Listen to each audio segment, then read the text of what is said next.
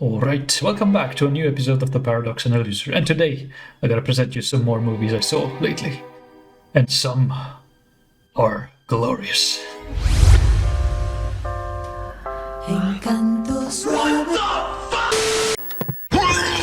So, get ready. Let's go. The Anchor. I saw the movie The Anchor, and it was meh. The acting was very good. The camera, typical Korean, so very good. They are the usual twists that we see more and more in horror movies. At one point I thought this was the dumbest script I have ever seen. But then there was a plot twist that made it okay, I guess. But in the end the movie was still meh. It had horror moment, but it was really more a psychological thriller. A movie that I put in the category You can, but you don't have to. good Korean movies are The Host, Memory of Murder, Mother, The Chaser, Parasite, Old Boy, Train to Busan, A Bittersweet Life and The Wailing. Do I recommend this movie? Not really. There's far better Korean movies. This one was just okay. Gremlins. Gremlins. This is one of those movies that I always loved to watch when I was a kid. And still do. It's a winter movie, and it has the typical Spielberg vibe to it. A very funny movie from the 80s. A cult classic, in my opinion. Aww, and look how cute Gizmo is made.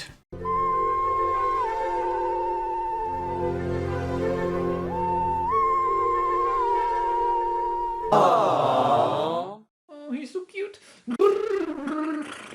I think the story is well known by now. Small creatures ravaging a small town. What more can I say than check Gremlins out. Gremlins 2.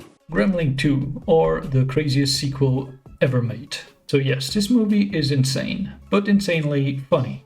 Like I said, this movie is cranked up to 11. There's a lot of goofy things happening in it. In this movie there are all kind of gremlins, like the lady gremlin, bat gremlin, legume gremlin, smart gremlin, spider gremlin, electric gremlin, and it's all very funny. The word gremlin was invented at the beginning of the 20th century to explain malfunctions in machines and airplanes. It was a way to find an excuse if something didn't work.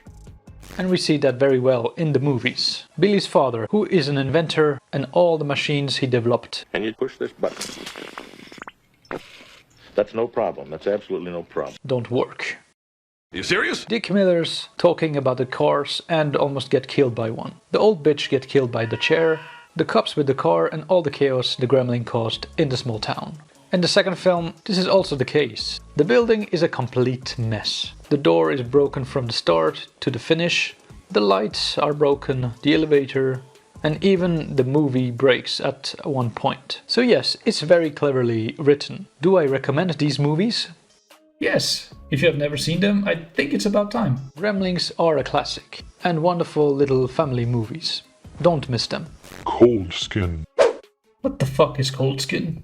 Cold Skin is about two light keepers defending themselves against evil fish people. Am I having a déjà vu? The movie has a nice visual. Okay, not that. The movie overall is very well done. The setting, the location is very beautiful. The camera work was also very good. The first part was more horror heavy. After that it went more towards action. Do I recommend this movie? Yes, I think it's a very good movie.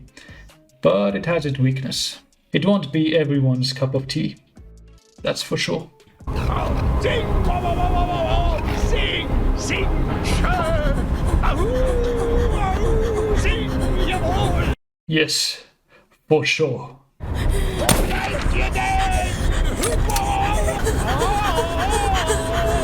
What the fuck is this? There's a lot of plot holes in this, like the body disappearing after the massacre and other stuff. I don't think the narration helped the movie much either.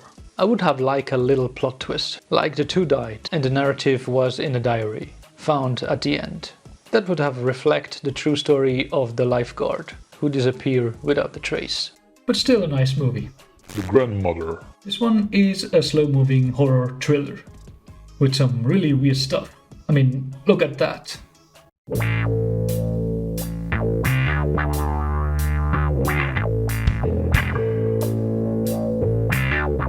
What is happening? Grandma licks up. I don't spoil anything here for you. This is literally the first scene of the movie. Granny is a crazy witch with a weird laugh. She shit her pants and does other crazy stuff. Do I recommend this movie? No. I think if you like horror movies or some slow burner horror movie, then yes, why not? Otherwise, no. I've seen it once and I think for me, that was enough. Malignant. God, I love this movie. What a strange experience this was. A film by James Wan, the maker of Saw and Conjuring. I went into this movie thinking it was going to be a typical one horror movie. Oh boy, was I wrong. Before I say anything, you should know that I'm going to totally spoil this movie. So please, watch the movie first and skip to this part for the conclusion. Spoilers. This movie took me extremely by surprise. The movie started out like a typical horror movie, but then it does 180 and become a horror comedy action flick. I can't even really tell what I was watching. The only thing I know, it was awesome. In the best way possible. The reveal was so freaking weird, yet so cool. The fight scene in the police station was like a V for Vendetta scene. And don't forget the woman fight scene. It was so weird, didn't make any sense. Why put a 70 hooker in it? It was freaking crazy, but it was glorious.